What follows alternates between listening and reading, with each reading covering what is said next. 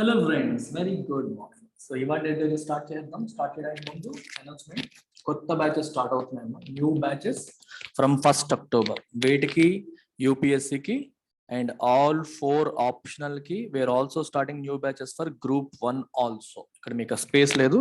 ABPSC and TSPSC group 1 కి కూడా new batches are starting from 1st October. So fees details మీకు ఇక్కడ కనిపిస్తున్నాయి అండ్ అన్నింటిపైన కూడా మీకు ఈఎంఐ ఆప్షన్ అనేది ఉంది. 5,000 పర్ మంత్ మీరు ప్రశాంతంగా కట్టుకొని జాయిన్ అయిపోవచ్చు. రైట్. సో ఇంకా ఏమైనా డౌట్స్ ఉంటాయి, ఇక్కడ కనిపిస్తున్న నెంబర్కి మీరు కాల్ చేయండి. కాల్ చేసి డౌట్స్ ఏమైనా ఉంటే క్లియర్ చేసుకోండి. దానికంటే ముందు I would strongly recommend you to visit our website ltxclasses.com. Website visit చేయండి. సెర్చ్ ఆప్షన్ లో డెమో అని చెప్పి టైప్ చేయండి.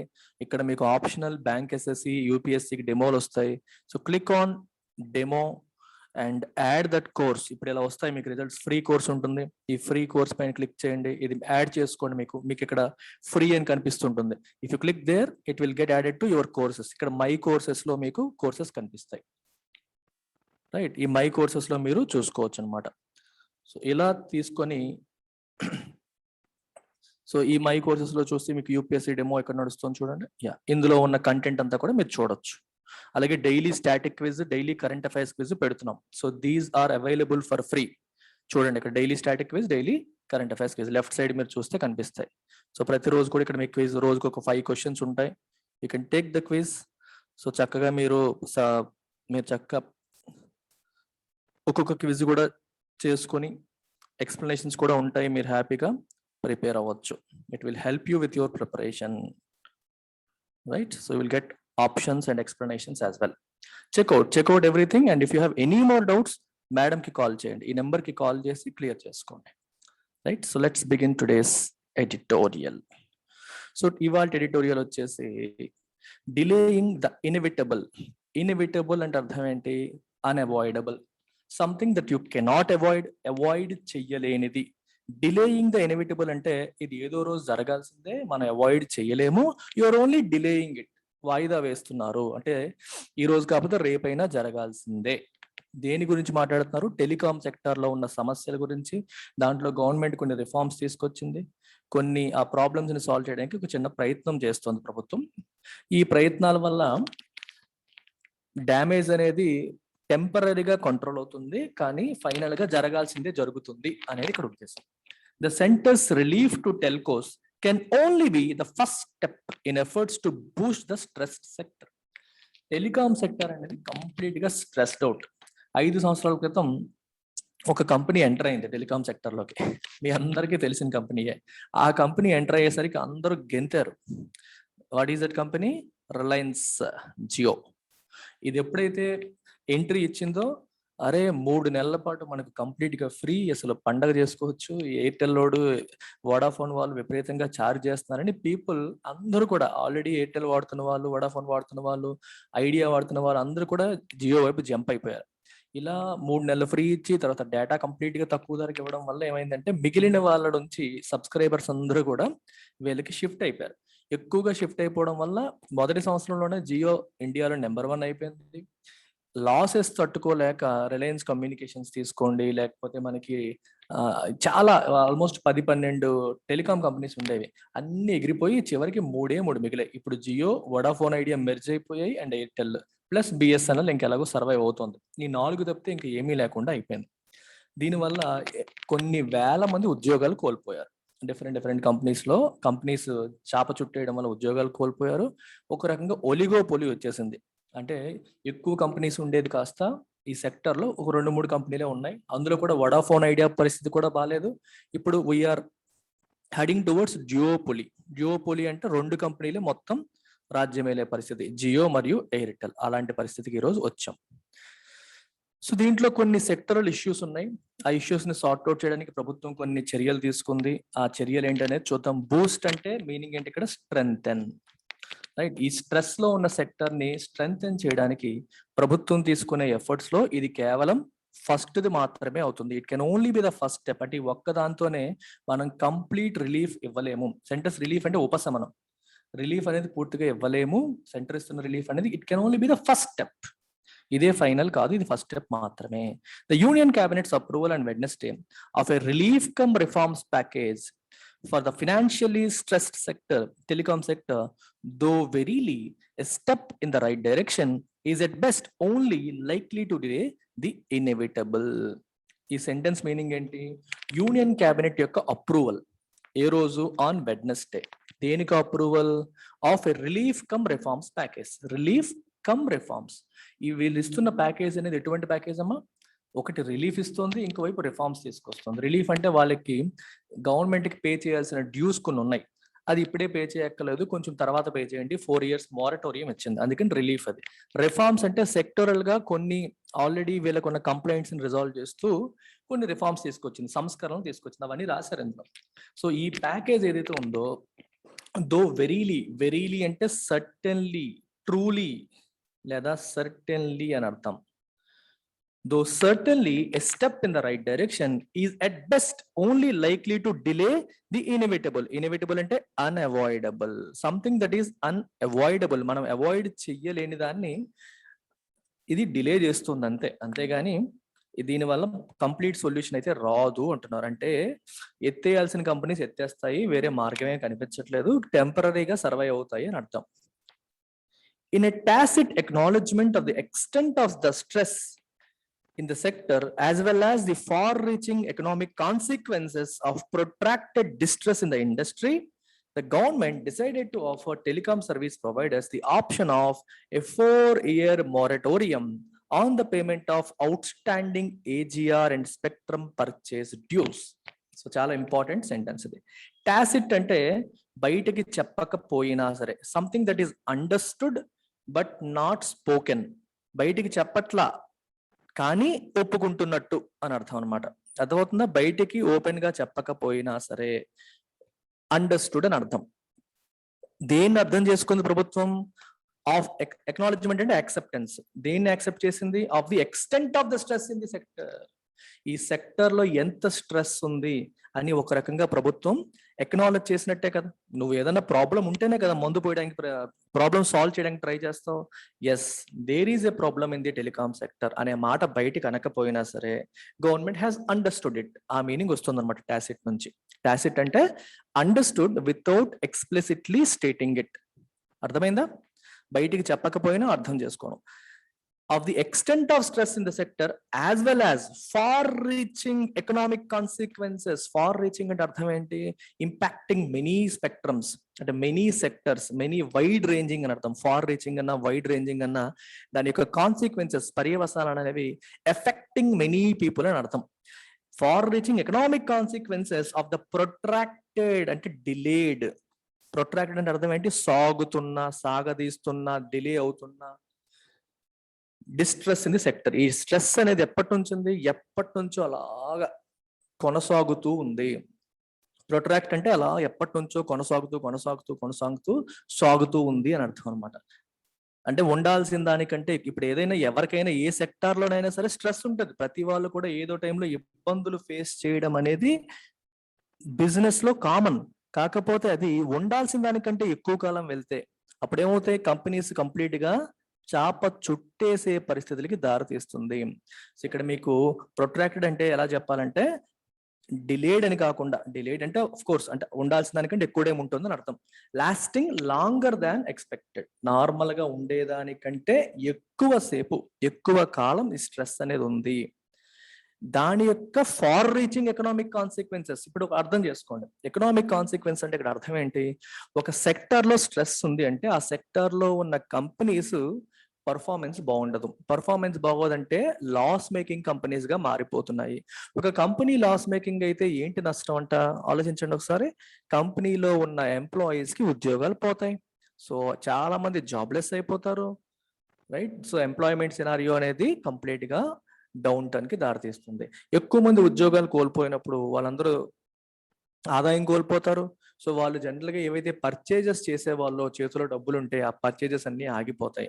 అంటే ఒకదానికి ఒకటి ఇంటర్లింక్ అవుతుంది. ఇప్పుడు దేశంలో ఉన్న మెజారిటీ కంపెనీస్ లో ప్రైవేట్ కంపెనీస్లోనైనా సరే, గవర్నమెంట్ కంపెనీస్లోనైనా సరే ఉద్యోగాలు పోయాయి అనుకోండి, it is not just about job loss ఒకటే కాదు కాన్సిక్వెన్స్. రెండో కాన్సిక్వెన్స్ ఏంటి? Demand loss also. అంటే మార్కెట్లో అమ్మే వస్తువులు మరియు సేవలకున్న డిమాండ్ కూడా తగ్గిపోతుంది. ప్రజల చేతిలో డబ్బులు ఉంటేనే కదా ఏమైనా కొంటారు. ఉద్యోగం కోల్పోయిన వాడు ఇంటికి అవసరమైన పేర్ మినిమం థింగ్స్ తప్పితే ఇంకేమీ పర్చేస్ చేయడం. So it will effect the overall demand in the economy. Already economy ఆర్థిక వ్యవస్థ పరిస్థితి బాగాలేదు, రైట్? ఆర్థిక వ్యవస్థ పరిస్థితి బాగాలేనప్పుడు ఓవరాల్ డిమాండ్ తగ్గింది అనుకోండి, ఈ కంపెనీస్ ఏవైతే ఉన్నాయో, గుడ్స్ అండ్ సర్వీసెస్ ప్రొడ్యూస్ చేసే కంపెనీస్, వాళ్ళు కూడా సఫర్ అవుతారు. It's not just about one particular sector, చాలా మందిని అది ఇంపాక్ట్ చేస్తుంది, ఓవరాల్ ఎకానమీని ఇంపాక్ట్ చేస్తుంది. అందుకే అన్నారు ఫార్ రీచింగ్ ఎకనామిక్ కాన్సిక్వెన్సెస్ అని రాశారు.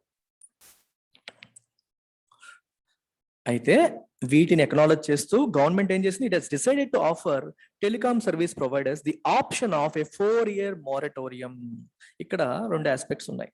ఒకటి, ఏజిఆర్ అనే పదం కనిపిస్తోంది మీకు. ఏజిఆర్ అంటే adjusted gross revenue. Adjusted gross revenue and spectrum purchase dues. ఇది మీరు అర్థం చేసుకోవాలి.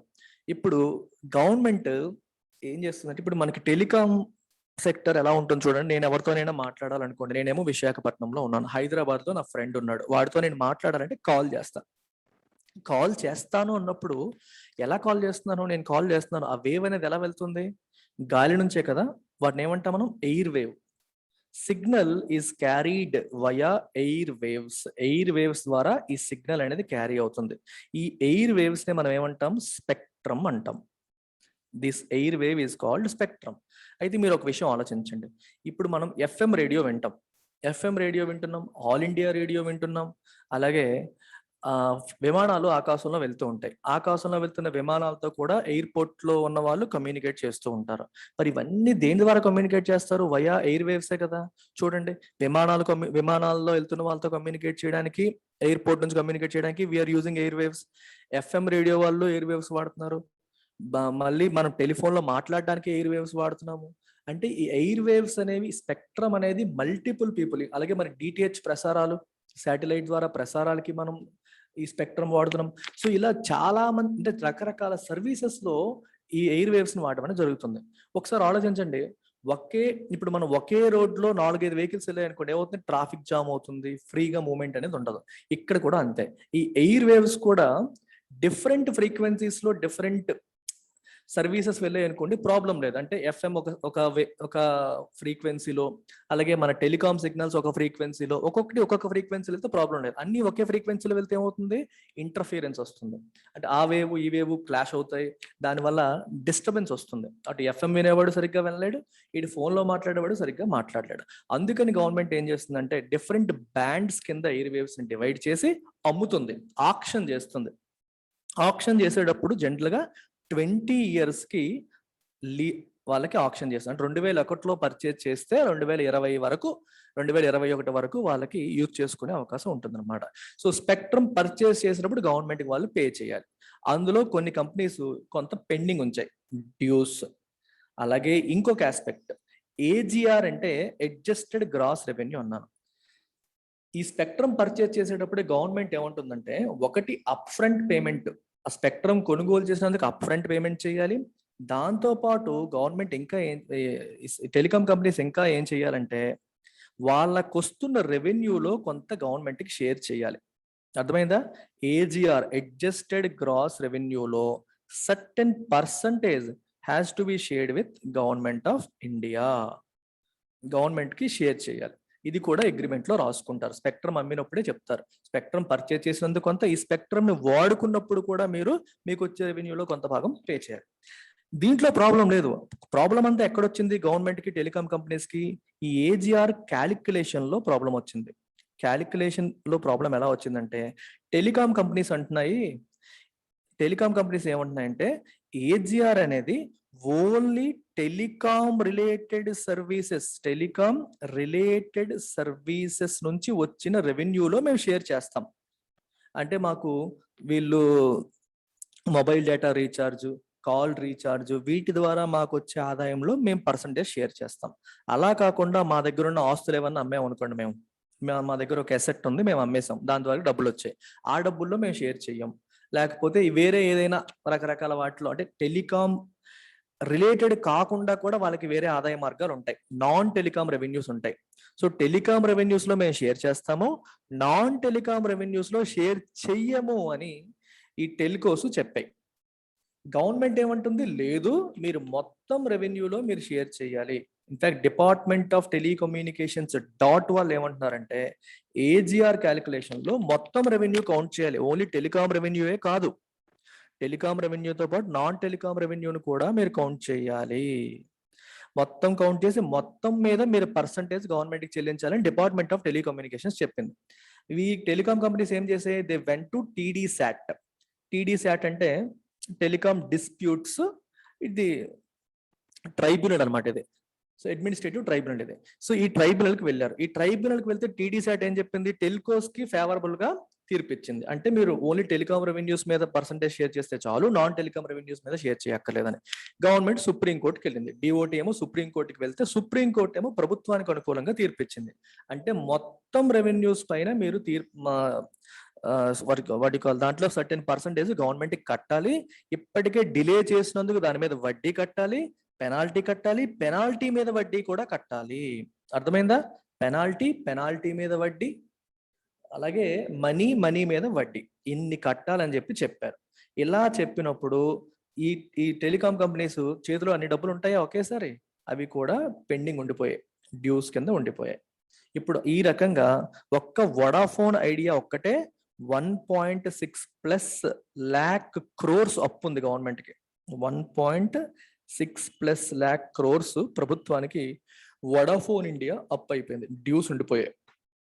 అర్థమైందా? ఇంత పెద్ద ప్రాబ్లంలో టెలికాం కంపెనీస్ ప్రెసెంట్ ఉన్నాయన్నమాట. స్పెక్ట్రమ్ పర్చేజ్ లో కొంత పే చేయలేదు, అలాగే స్పెక్ట్రమ్ ఈ ఏజీఆర్ చెప్పాను కదా, ఏజీఆర్ క్యాల్కులేషన్ లో గవర్నమెంట్ చెప్తున్న క్యాల్కులేషన్ ఎక్స్ అయితే X+Y అయితే వీళ్ళేమో ఎక్స్ అంటారు. ఇది టెల్కో రెవెన్యూ మీద వచ్చేది, ఇదేమో నాన్ టెల్కో రెవెన్యూ మీద. నాన్ టెల్కో రెవెన్యూ మీద వచ్చే దాంట్లో కూడా మీరు షేర్ ఇవ్వాలంటే గవర్నమెంట్, టెల్కో మీద ఇస్తామంటారు వీళ్ళు. ఇక్కడ సుప్రీంకోర్టుకి వెళ్ళి చివరికి గవర్నమెంట్కి అనుకూలంగా తీర్పు వచ్చింది అనమాట. ఇదంతా ఎడిటోరియల్లో రాయలేదు, మీకు బ్యాక్గ్రౌండ్ ఇస్తున్నాం. అవుట్ స్టాండింగ్ అంటే ఇంకా కట్టాల్సిన దానిపైన ప్రభుత్వం ఇప్పుడు ఏం చేసింది, మోరటోరియం ఇచ్చింది. మోరటోరియం అంటే అర్థం ఏంటి, టెంపరీగా ఈ 4 years కూడా మీరు ప్రభుత్వానికి ఏదైతే చెల్లించాలో కట్టక్కర్లేదు అంటే అర్థం ఫ్రీ అని కాదు, 4 సంవత్సరాల తర్వాత పే చేయాలి. అయితే ఈ 4 సంవత్సరాలు కట్టట్లేదు కదా, మరి దాని మీద వడ్డీ పడుతుందా పడదా అంటే పడుతుంది, ఫ్రీగా కాదు. సో వడ్డీ అయితే ఖచ్చితంగా పడుతుంది. ఎంత వడ్డీ వేస్తారు అంటే MCLR +2% వేస్తారు, marginal cost based lending rate +2%. ఇదంతా మీరు అంత డీటెయిల్గా వెళ్ళాల్సిన అవసరం ప్రస్తుతానికి లేదు. ఈ 4 సంవత్సరాలు ప్రభుత్వానికి ఏదైతే ఈ టెలికాం కంపెనీస్ పే చేయాలో అది కట్టాల్సిన అవసరం లేదు. So moratorium is an official agreement not to pay something that you are suppose to pay. అంటే మీరు ఒక లోన్ కి ఈఎంఐ కట్టాలి, మీరేమో రిక్వెస్ట్ చేశారు నాకు మోరటోరియం ఇవ్వండి, నేను ప్రస్తుతానికి కట్టలేను, 1 year తర్వాత రెగ్యులర్ గా కట్టేస్తాను, ఈ వడ్డీ కూడా అసలు కలిపేయండి అన్నారు అనుకోండి, బ్యాంక్ మీకు ఒప్పుకుంది అనుకోండి, దెన్ యు గాట్ మోరటోరియం. అలాగే ప్రభుత్వం కూడా మీరు కట్టాల్సిన అవసరం లేదు, మీకు 4 సంవత్సరాలు టైం ఇస్తాము, 4 సంవత్సరాల తర్వాత కట్టండి, ఈ 4 సంవత్సరాల వడ్డీ కూడా కలిపి అప్పుడు కట్టండి అని చెప్పి ప్రభుత్వం అవకాశం ఇచ్చింది, ఆప్షన్ ఇచ్చింది. ఇది this one measure alone is expected to ease, ఈ ఒక్క మెజర్, ఈ ఒక్క యాక్షనే is expected to ease the immediate financial pressure on the telcos. Immediate గా వాళ్ళ మీద ఉన్న ప్రెషర్ ని అది తగ్గిస్తుంది. Is expected to ease especially at Vodafone Idea and Bharti Airtel. Bharti Airtel కి వడాఫోన్ ఐడియాకి ఈ ప్రాబ్లం ఎక్కువగా ఉంది. ద వెంచర్ అంటే organisation company created by the merger of Indian unit of UK based Vodafone Group PLC and billionaire Kumar Mangalam Birla's erstwhile Idea Cellular Limited. Kumar మంగళం బిర్లా యొక్క erstwhile అంటే ఇంతకు ముందున్న ఐడియా సెల్యులార్, ఇప్పుడు లేదుగా, ఐడియా వడాఫోన్ తో merge అయిపోయింది. అలాగే వడాఫోన్ అనేది యూకే బేస్డ్ కంపెనీ, దాని యొక్క ఇండియన్ నామ్ వడాఫోన్ ఇండియా. ఈ వడాఫోన్ ఇండియా మరియు ఐడియా సెల్యులార్ యొక్క మర్జర్ ద్వారా క్రియేట్ చేయబడిన organisation had deferred spectrum payment obligations and AGR liabilities that exceeded 1.68 lakh crore as of June 20. మీకు చెప్పాను ఆల్రెడీ, వీళ్ళకి డిఫర్డ్ స్పెక్ట్రమ్ పేమెంట్ ఆబ్లిగేషన్స్ అలాగే ఏజిఆర్ లైబిలిటీస్ వీళ్ళకి ఉన్నాయి. డిఫర్డ్ అంటే ఎప్పుడో పే చేయాల్సినవి వాయిదా పడ్డాయి. డిఫర్ అంటే పోస్ట్ పోన్ చేయడం. ఈ పోస్ట్ పోన్ చేయబడ్డ లైబిలిటీ అంటే అప్పులు ఎంత ఉంది, 1.68 lakh crores ఉంది యాజ్ ఆఫ్ June 30. ఇంత అప్పు ఉంది అనమాట ప్రభుత్వానికి. The governments moratorium of should at least for now relieve the burden of finding funds to service these liabilities at the loss-making telco, giving it the space to focus on continuing to provide vital telecom services to about 27 crore wireless subscribers still with it. So immediate గా government కి డబ్బులు ఎలా కట్టాలి అని ఆలోచించకుండా వాళ్ళు already ఉన్న 27 కోట్ల మంది కస్టమర్స్ కి సర్వీసెస్ అందించడం మీద ఫోకస్ చేయడానికి ఒక టెంపరరీ రిలీఫ్ అనేది వస్తుంది దీనివల్ల. హౌఎవర్ అయినప్పటికీ ద వోస్ అంటే problems at Vodafone Idea are deeper. Problems ఏంటి, deeper and symptomatic of the broader industry wide maladies that have paired the once more than dozen strong field to just 3 private players and 1 struggling state-owned company. ఈ sentence చాలా important, play చేయండి చూడండి. However, the woes at Vodafone ఐడియాలో present వాళ్ళు face చేస్తున్న problems అనేవి deeper, బయటకు కనిపిస్తున్నంత సింపుల్ కాదు, ఇంకా deep. And they are symptomatic of the broader industry wide maladies అంటే డిసీజెస్, జబ్బులు, ప్రాబ్లమ్స్ అని అర్థం. ఇండస్ట్రీని పట్టి పీడిస్తున్న మెలడీస్ కి ఇవి సిమ్టమాటిక్. అంటే మనకి వడాఫోన్ ఐడియాని చూస్తే మనకు తెలిసిపోతుంది ఇండస్ట్రీలో ఎన్ని ప్రాబ్లమ్స్ ఉన్నాయి. సిమ్టమ్స్ అన్ని వడాఫోన్ ఐడియాలో మనకు కనిపిస్తున్నాయి. They are symptomatic of the industry wide maladies that are pared అంటే తగ్గించేసాయి. దేన్ని, once more than dozen strong field. ఒకప్పుడు 12 కంటే ఎక్కువ కంపెనీలతో కలకలలాడిన ఈ స్ట్రాంగ్ ఫీల్డ్ టెలికాం సెక్టర్ ని కేవలం 3 ప్రైవేట్ ప్లేయర్స్ మరియు ఒక struggling state owned player which is BSNL, 4 companies ఉండేలాగా మార్చేసాయి. ఏంటి మార్చేసాయి, ఈ మెలడీస్ అంటే ప్రాబ్లమ్స్, ఇండస్ట్రీలో ఉన్న ప్రాబ్లమ్స్ ఇంతగా ఈ సెక్టార్ ని 12 పైగా కంపెనీలు ఉండేదాన్ని 4 కంపెనీలు ఉండేలాగా మార్చేసాయి. The entry of a deep pocketed newcomer, బాగా డబ్బులున్న ఒక న్యూ కమర్, ఎవరో మీ అందరికీ తెలిసిందే, newcomer 5 years ago, and it's take no prisoners approach. Idiom note చేసుకోండి నీట్ గా. టేక్ నో ప్రిజనర్స్ అప్రోచ్ అంటే doing something in a forceful way, determined and forceful. అంటే వాళ్ళు ఏది చేయాలనుకుంటున్నారో ఎలాగైనా చేసే అప్రోచ్, ఫోర్స్ఫుల్ గా, డిటర్మైన్డ్ గా, మొండిగా చేసే అప్రోచ్ ఏమంటాం, టేక్ నో ప్రిజనర్స్ అప్రోచ్ అంటాం. So doing something in a forceful way అని అర్థం. వీళ్ళ అప్రోచ్ అనేది టు టారిఫ్స్. ఏం చేశారు వాళ్ళు, టారిఫ్స్ ఒక్కసారిగా 0 చేశారు, తర్వాత తగ్గించేశారు. హైలీ కాంపిటేటివ్ అంటే బాగా తగ్గించేసరికి మిగిలిన వాళ్ళు తట్టుకోలేని పరిస్థితికి వచ్చేసింది. Triggered a price war that depressed average revenue per user and blood most legacy telcos operationally into the red. అంటే loss.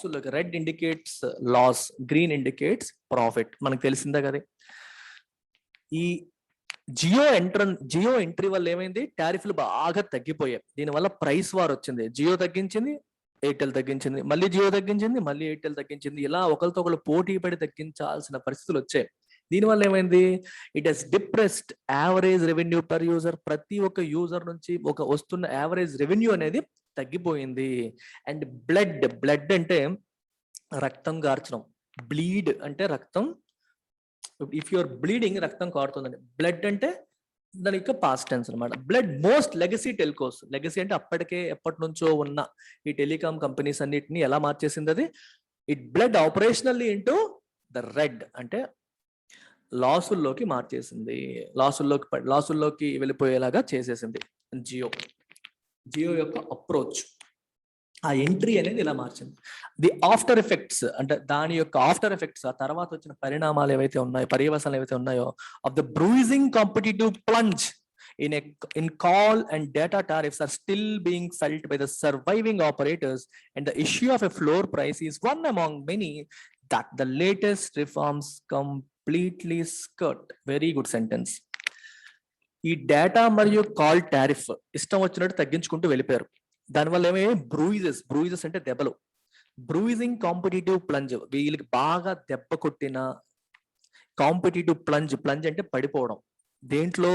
In call and tariff charge, data మరియు కాల్ టారిఫ్స్ లో విపరీతంగా ధరలు, టారిఫ్ అనేది పడిపోవడం అనేది కంపెనీస్ ని బాగా దెబ్బతీసింది. ఆ దెబ్బలు, వాటి యొక్క నొప్పి ఇప్పటికీ కూడా సర్వైవింగ్ కంపెనీస్ కూడా ఫేస్ చేస్తున్నాయి. అంటే వడాఫోన్ ఐడియా మరియు ఎయిర్టెల్ కూడా ఇప్పటికీ సఫర్ అవుతున్నాయి దానివల్ల. And the issue of a floor price. అందుకని వీళ్ళు ఏమంటారంటే, ఇప్పుడు మీరు ఒక విషయం ఆలోచించండి, 2 పదాలు ఎప్పుడు మీరు గుర్తుపెట్టుకోండి. Floor, ceiling. ఒక ఇంటికి ఫ్లోర్ ఎక్కడ ఉంటుంది? కింద ఉంటుంది. సో ఫ్లోర్ ప్రైస్ అన్నారు అనుకోండి, దిస్ ఈజ్ ద లోయెస్ట్, ఇంతకంటే కిందకి వెళ్ళకూడదు అని అర్థం. అలాగే సీలింగ్ అన్నారు అనుకో, సీలింగ్ ఎక్కడ ఉంటుంది? పైన ఉంటుంది. ఇది హై అంటే upper limit. You can call it upper limit. Ceiling అంటే అప్పర్ లిమిట్ అని, ఫ్లోర్ అంటే లోవర్ లిమిట్ అని అర్థం.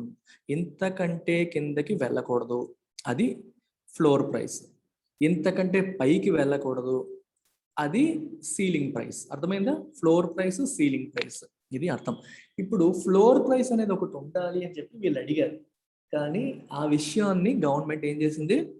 స్కర్ట్ చేసింది. స్కర్ట్ అంటే ఇగ్నోర్, అటెంప్ట్ టు ఇగ్నోర్ చేసింది, ఇగ్నోర్ చేసే ప్రయత్నం చేసింది. దాని గురించి ఏం మాట్లాడాల, ఆర్ అవాయిడ్ డీలింగ్ విత్, దాన్ని డీల్ చేయకుండా ప్రభుత్వం వదిలేసింది. ఫ్లోర్ ప్రైస్ వల్ల ఉపయోగం ఏంటి? ఇంతకు ముందు మనకి జియో 0 చేసేసింది, కంప్లీట్ గా 0 అంది. అప్పుడు గవర్నమెంట్ రెగ్యులేషనే ఉండి అలా 0 ఫ్రీగా ఇవ్వడానికి లేదు అన్నారు అనుకోండి, అప్పుడు జియో ఫ్రీగా ఇచ్చేది కాదు కదా. వాళ్ళు ఫ్రీగా ఇవ్వబట్టే కదా అందరూ ఎయిర్టెల్ నుంచి వీటి నుంచి వచ్చేసి మన జియోని వాడేశారు. అర్థమవుతుందా? సో ఇదేంటంటే అన్ఫెయిర్ కాంపిటీషన్.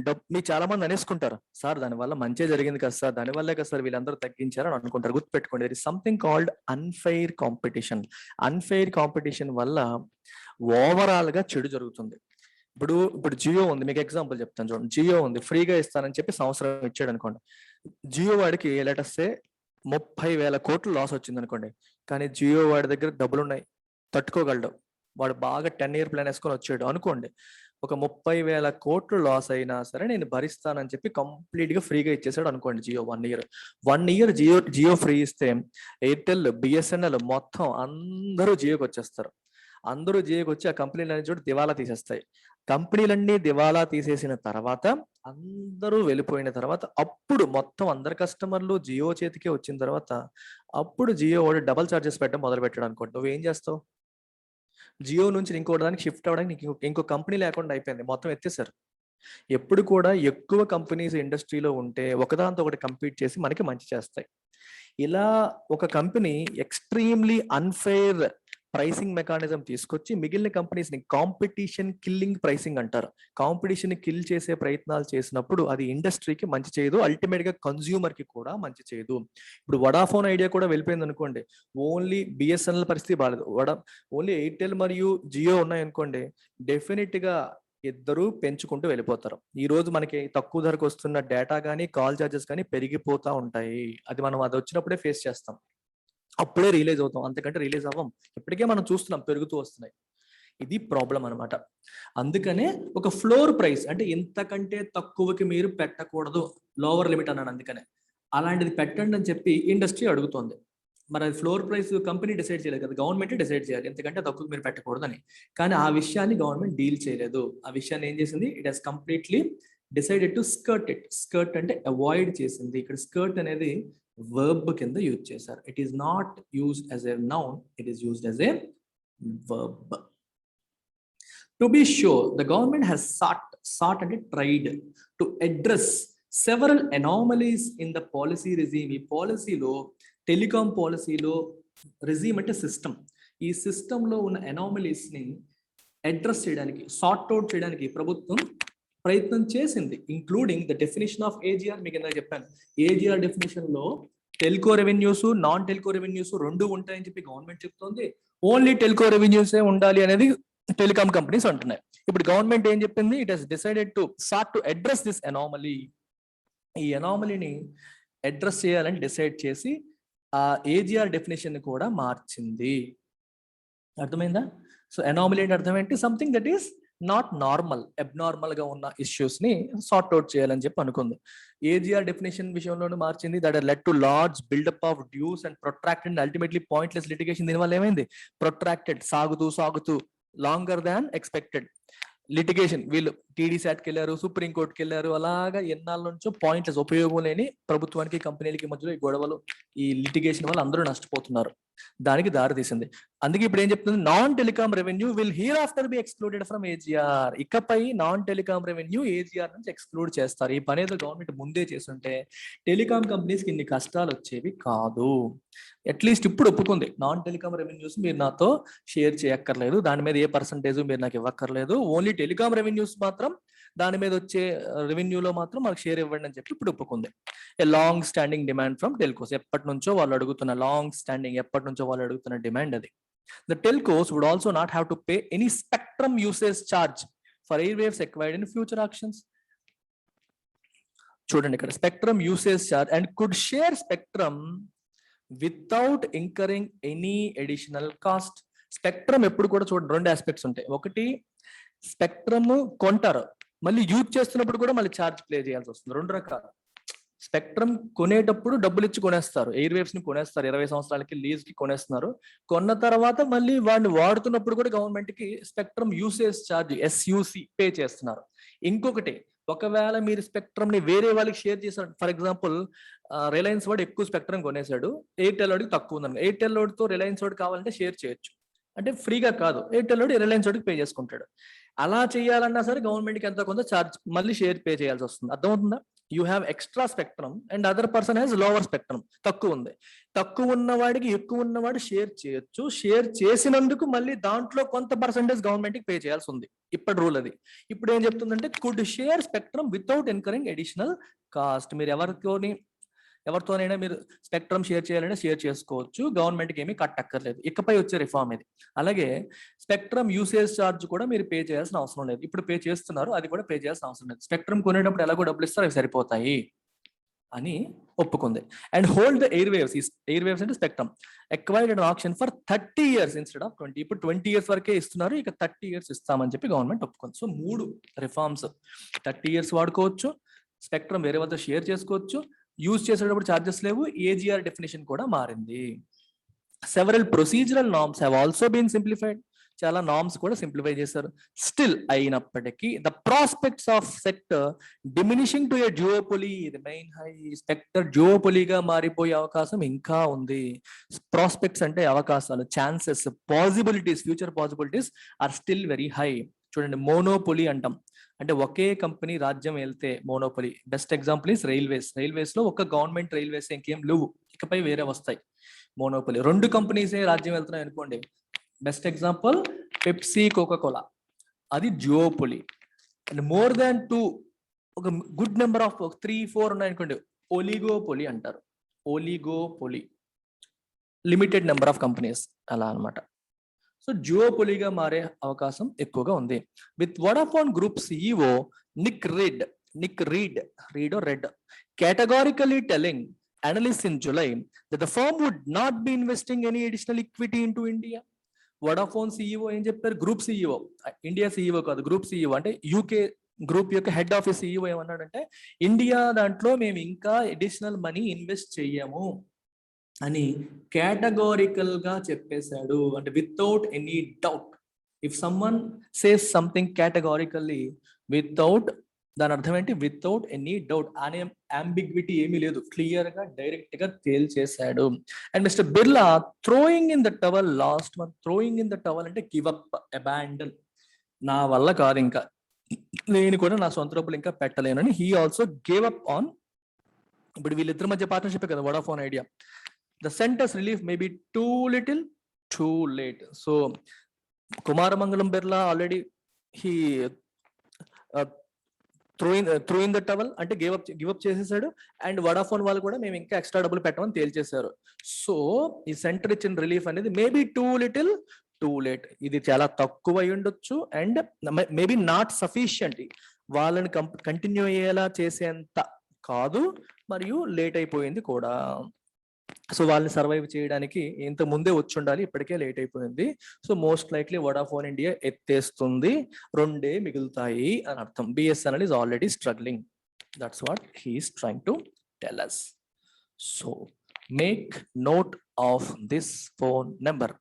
మన ఇన్స్టిట్యూట్లో ఏ కోర్స్లో మీరు జాయిన్ అవ్వాలన్నా, ఏ కోర్స్ వివరాలు తెలియాలన్నా ఈ నెంబర్కి కాల్ చేయండి. UPSC, group 1, bank, SSC, CGL, upcoming NRA, national recruitment agency వాళ్ళ సిఈటి, కామన్ ఎంట్రన్స్ టెస్ట్, అన్నింటికి మన దగ్గర కోర్సెస్ ఉన్నాయి.